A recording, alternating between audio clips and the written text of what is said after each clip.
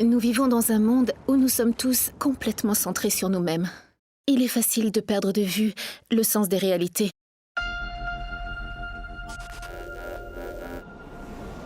T'as dit que t'ignorais combien de temps il restait.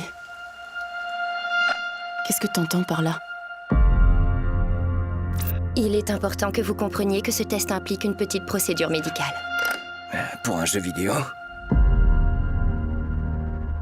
J'ai toujours été du genre à vivre dans le présent et voilà que je me prends le futur en pleine gueule. J'ai vu que vous avez récemment enregistré votre première neutralisation. Hein? Et qu'est-ce que vous avez ressenti? Bonjour à tous, je suis Noémie, créatrice de la chaîne YouTube Horizon Universe, où je parle de science-fiction sous toutes ses formes. Et bienvenue dans l'édition 2022 du calendrier de l'Avent de Spoilers, qui m'a très gentiment invitée pour parler d'une de mes séries préférées, une des œuvres modernes SF les plus connues du grand public, et un ovni dans le paysage audiovisuel tant par son impact que son message, Black Mirror. D'autant plus avec l'annonce très récente d'une saison 6 à venir très prochainement. Black Mirror est une série britannique créée par Charlie Brooker, diffusée sur Channel 4 de 2011 à 2014, puis produite et diffusée sur Netflix jusqu'à 2019. Son titre renvoie aux écrans des différents appareils électroniques qui nous entourent dans notre vie quotidienne, nous renvoyant un reflet déformé et assombri de nous-mêmes. La série a pour particularité de ne pas suivre une seule histoire au cours des épisodes, les personnages, lieux et problématiques abordés changeant à chaque fois, mais tous ont pour thème commun la technologie et ses dangers. Vraie série de science-fiction dystopique mélangeant horreur, satire et thriller politique, elle a unanimement été saluée, tant par la critique que par le grand public, pour son originalité et son style bien particulier. La série part du principe que la technologie peut être considérée comme une forme de drogue, ayant un pouvoir et une utilité possiblement infinie sur nos vies, en explorant ses effets secondaires plus ou moins néfastes, même s'il y a de rares occasions positifs comme dans l'épisode San Junipero. En explorant ces divers aspects, la série et ses créateurs nous emmènent dans un véritable monde dystopique, et finalement pas si différent d'une autre. C'est très certainement ce qui a fait son succès auprès du grand public, car ces thèmes nous parlent à tous en tant que consommateurs d'écran. N'êtes-vous pas en ce moment même en train d'écouter ce podcast via votre téléphone, tablette ou ordinateur ? Plusieurs grands thèmes sont traités à travers des différentes saisons, notamment la frontière entre réalité et virtuel. De nombreux épisodes nous permettent d'explorer cette frontière de plus en plus fine, comme l'épisode phase d'essai où un testeur de jeux vidéo se fait implanter une puce qui simule un jeu ultra réel. Nous suivons toute son aventure dans le jeu alors qu'il est mort d'un arrêt cérébral dès le début de l'épisode. Dans la même veine, l'épisode Sans état d'âme nous fait nous interroger sur la manipulation des technologies et des gouvernements, un soldat étant envoyé tuer d'autres êtres humains, ressemblant à des monstres par l'implant qu'il a reçu.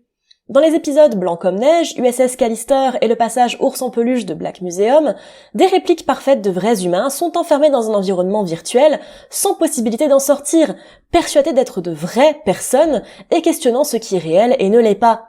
Un hommage pas très discret mais très bienvenu à Matrix, notamment visible dans Pandé le DJ. Le lien humain et le rapport à l'autre est également au cœur de la série, avec des épisodes très marquants tels qu'Archange, où une mère implante à sa fille une puce lui permettant de suivre ses moindres faits et gestes, ainsi que contrôler jusqu'à ce qu'elle voit, ou le très célèbre épisode Chute libre, qui a donné lieu à pas mal d'articles sur un système similaire en Chine, où les réseaux sociaux déterminent la valeur des individus, les forçant à toujours se présenter sous un jour aseptisé et pseudo-parfait, afin de gravir les échelons de la société, empêchant tout réel contact humain. Mais le plus marquant pour moi reste l'épisode Bientôt de retour, où une jeune femme, incapable de faire le deuil de son compagnon, accède à un service lui permettant de recréer son amour décédé grâce aux traces numériques laissées sur les réseaux sociaux ou via les vidéos qu'elle possède de lui, d'abord via un service de messagerie, puis par le biais d'un corps synthétique, interrogeant son rapport au deuil, à l'autre et à son futur, alors qu'elle se découvre être enceinte. Enfin, la série interroge les problématiques sociales et sociétales, notamment sur des questions de manipulation et de propagande, comme montré dans l'épisode Waldo où les citoyens élisent un personnage de cartoon. La série n'a pas pu mieux l'exprimer qu'avec son épisode Haine virtuelle, où un hashtag lancé sur Twitter permet de voter sur la prochaine personne à tuer, dans un jeu appelé le jeu des conséquences. C'est aussi très bien exprimé dans le tout premier épisode de la série, qui en a marqué plus d'un, Hymne national, où l'opinion publique pousse le Premier ministre britannique à commettre un acte de bestialité pour sauver une autre personne. Black Mirror nous pousse véritablement à remettre en question nos habitudes de consommation technologique, tant au niveau de l'impact individuel que social. Êtes-vous la même personne sur les réseaux sociaux? Combien de temps passez-vous derrière un écran chaque jour? Où se situe votre vie sociale et familiale par rapport au flot d'informations quasi infini du net? Pouvez-vous vraiment tout croire sur les réseaux? À quel point la technologie a un effet sur votre vie? Quelle est la dernière fois que vous avez vraiment passé une journée sans écran? Sur ces questionnements pas toujours évidents mais très salvateurs, je vous laisse profiter du reste des brillants podcasts de Spoilers. Et je vous dis à bientôt dans l'univers. Si on regarde en détail la courbe de vos chiffres, vous jouissez d'une belle notoriété. Pour rendre les gens heureux, c'est n'importe quoi. Même si tu files un ballon à un gosse de 2 ans, il sourit pas comme ça. La singularité, c'est quand les hommes seront dépassés par les ordinateurs comme ils l'ont été par les femmes au siècle dernier. T'es tout simplement adorable. On éprouve une vraie empathie pour les autres espèces. On n'a pas foncièrement envie de s'entretuer. Je t'ai trouvé.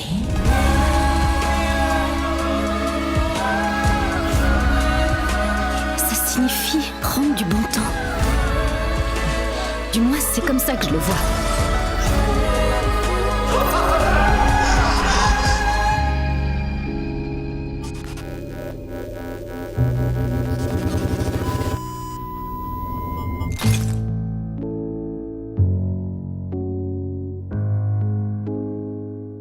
Vidéaste spécialisée dans la science-fiction et pourfendeuse de ses clichés, Noémie Delgado propose sur sa chaîne YouTube Horizon Universe et son compte Instagram associé des chroniques pour découvrir ou redécouvrir un nombre astronomique de romans de SF, leur adaptation filmique ou sérielle, mais aussi des concepts propres à ce genre comme l'Uchronie, le cyberpunk ou encore les voyages temporels. Retrouvez Horizon Universe et les réseaux de Noémie Delgado en description de ce podcast et la série Black Mirror sur Netflix.